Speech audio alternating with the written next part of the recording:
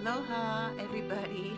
I'm recording this from the island of Kauai, and I just wanted to, while I'm enjoying my vacation here tremendously, I wanted to report out on a few things that crossed my path on my way here.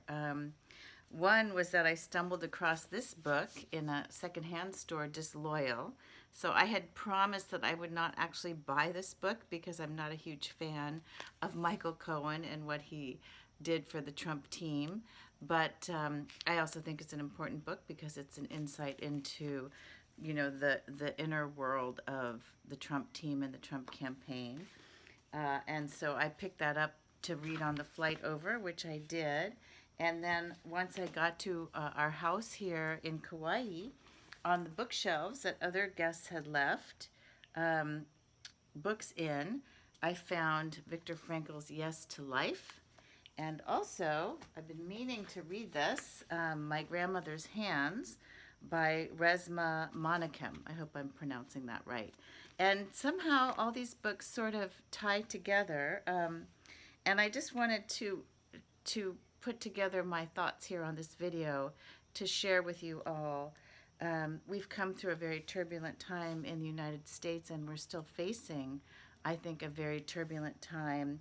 And it's really important to understand what's happening, I think, and to become engaged. I've decided I like this word engaged better than activism or becoming an activist. I am an activist, but I'm also engaged. And engagement can mean many different things, right? It can mean getting involved with a campaign or donating or volunteering in some fashion to knock on doors and get out the vote or to educate other people. There's so many things to write, to speak, to post on social media. So first of all, Disloyal.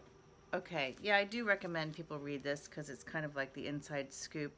I have to say, I think Michael Cohen, has his own bias, his own perspective. He doesn't look at all the other people working for Donald Trump, and so he kind of has this opinion that he knew everything that was going on. I don't think he actually did, because he actually expresses in this book how Donald Trump always had kind of a plausible deniability going with people. So Michael Cohen may not have known of many things. He doesn't talk much about Paul Manafort's dealings in the Ukraine and, with Russian oligarchs and so forth. But anyway, it's worth reading. And one of the things he talks about is how Donald Trump, oh my gosh, just really, really was pretty racist, and how but in a way that he always had also plausible deniability. Again, hiring people like Ben Carson and Omarosa, I forget her last name, and, having Kanye West to the White House and so on and so forth. Black evangelical pastors, also part of his team. But here's a picture of actually Donald Trump with his, this is after the 2008 election, before he ran for president, with his faux Obama, who he actually had come sit in his office so he could berate him, and insult him, and then ultimately fire him in a kind of weird fantasy play. So that's kind of what we're dealing with the whitelash to Barack Obama's presidency. And I think that a lot of American people don't understand that this whitelash was happening, because a lot of American people consider themselves, at least, to be past racism. They may have some subconscious racism, as we all do, I believe, and that's part of being a human being and something we can all look at.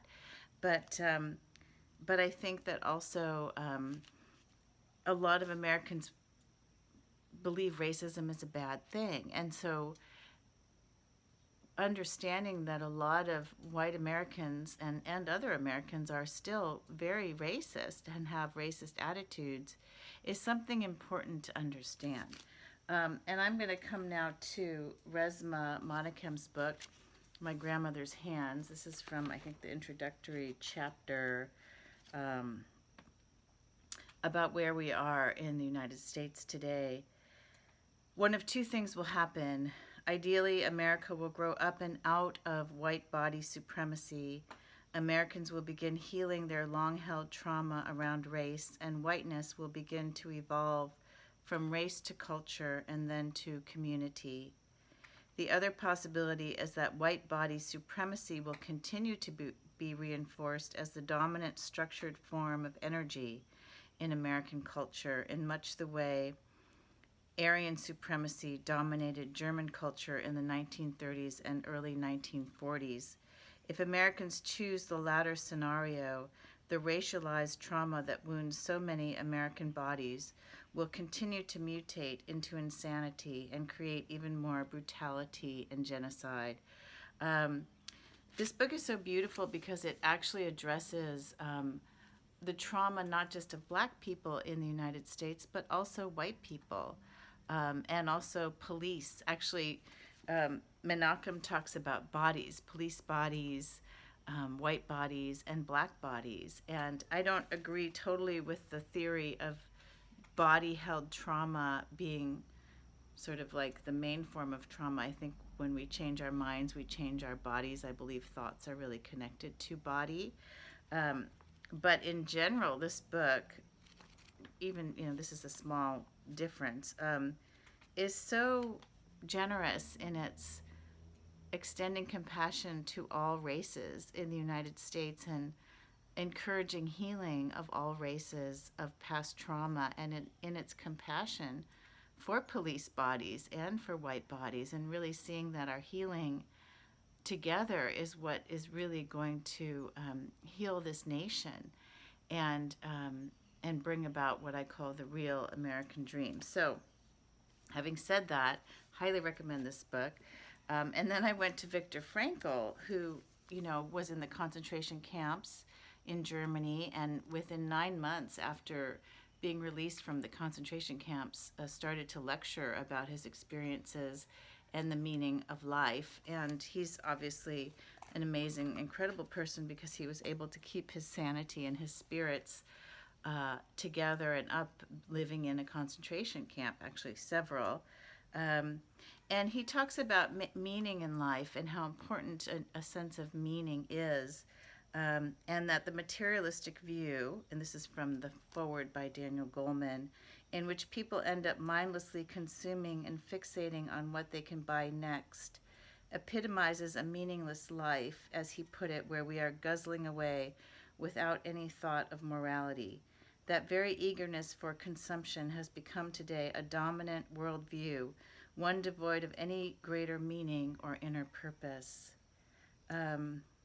So I think what we're looking at here, and this leads me to being in Hawaii and being in Kauai, and what that means to me, is that we need to figure out sort of what we're all about in the United States, and to look at the American dream, as I often say, in a new way, and to understand that actually the dream has always been a kind of a challenge. It's never been realized, and we have an opportunity to, as Menakem says, to heal and to realize the true American dream, which is to really wake up to our history and to our past. There's a history here in the Hawaiian Islands, too, of white colonization and brutalization of the indigenous population, and, the mass death of the indigenous population here as well.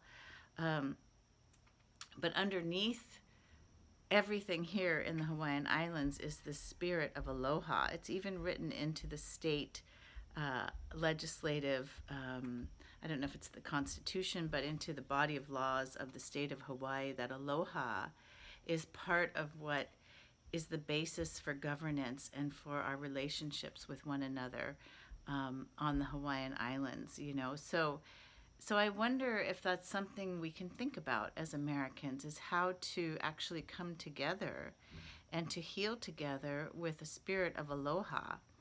In the Hawaiian Islands, actually, there isn't a white majority here. It's about 30% white, 30% Asian, 30% indigenous, with a lot of mixing going on. It's the most mixed state in the United States, and I've been tracking that for some time because I am a mixed person. So I know that ultimately race is not who we are. Ultimately, our essence is who we are, and we all understand and feel that essence. And it's so important to understand that that essence is beyond any pain that we may experience from looking at the past. And Menakem talks about the idea of clean pain versus dirty pain. Dirty pain would be going into denial, trying to rewrite history so that we don't have to look at what happened in the past, demonizing Black people or Black activists or Indigenous activists or Latinx activists, or anyone really, rather than just look and face and see the truth. None of us have perfect ancestors, and some of us have terrible ancestors, and that doesn't mean anything about who we are and who we have the potential to be. So I'm hoping that we will start to come together and engage in our democracy to save our democracy, to fight for our democracy, and to do that from a spirit of aloha.